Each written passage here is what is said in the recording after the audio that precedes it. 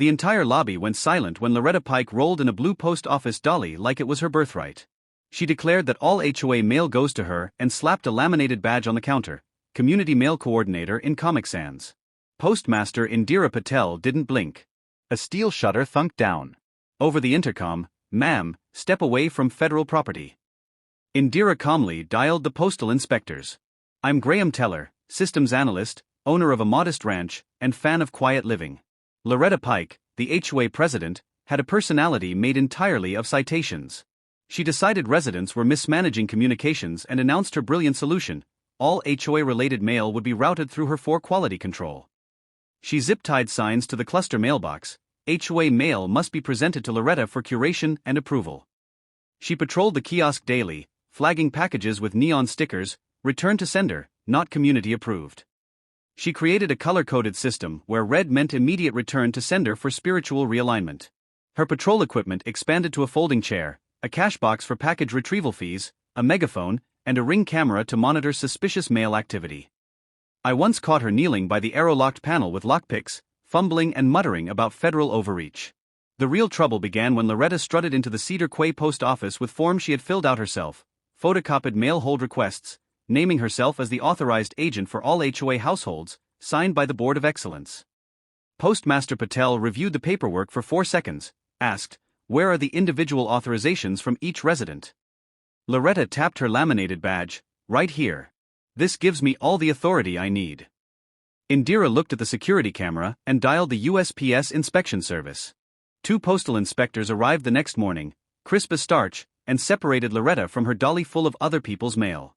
Inspector Reyes read lines about Title 18 of United States Code Sections 1701 through 1703, covering obstruction, delay, theft, and tampering with U.S. mail.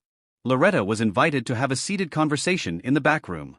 When they asked who authorized her to collect the mail, she said with complete confidence, "The community did." When asked which specific members, "Mine," as if that explained everything.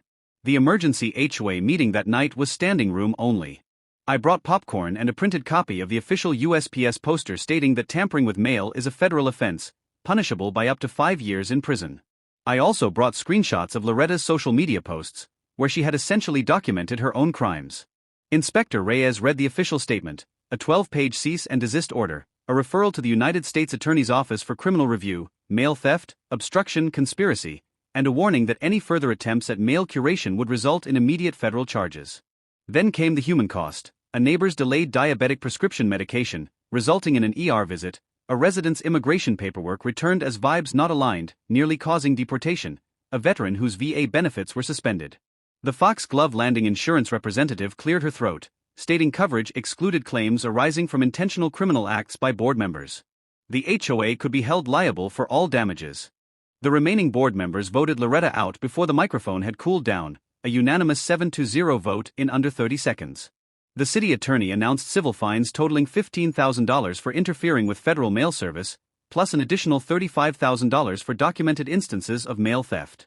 The postmaster had issued a standing restraining order. Loretta could not approach any mail kiosk within 20 feet, a perimeter marked with bright orange chalk.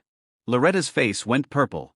When the judge announced she would serve 160 hours of community service specifically at the post office, under the direct supervision of Postmaster Patel, filing undeliverable mail and learning regulations, she actually squeaked like a rusty gate.